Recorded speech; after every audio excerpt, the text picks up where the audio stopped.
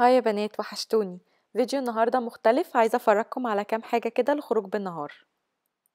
اول طقم فستان قطن بناتي، بحب البسه على كلام بني.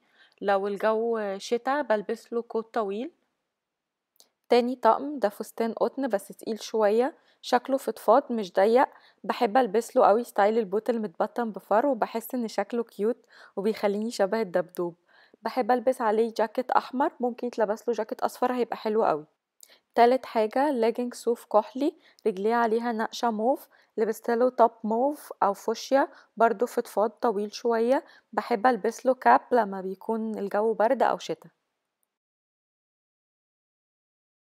رابع طقم ده مش ستايلي خالص بس حبيت اجربه، سكيرت طويلة قوي وضيقة، واخدة شكل الجسم، ولقيت ان انسب حاجة عليها هو بلوفر واسع بس ما يكونش طويل علشان يكون اللوك متناسق.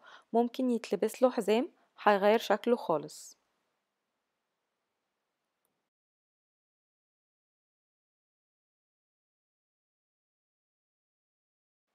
خامس طقم هو بنطلون لونه بني على جراي من غير جيوب، وعليه بلوفر واسع، طوله متوسط. بحب البسله حذاء رياضي اللي بكعب عالي وجاكيت اسود جلد.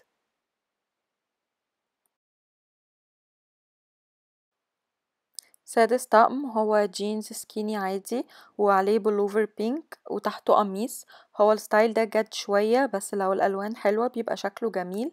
بحب ألبسه مع حذاء رياضي بكعب عالي لونه أبيض، ولو الجو شتا بحب ألبسله جاكيت بكاب يكون ووتر بروف.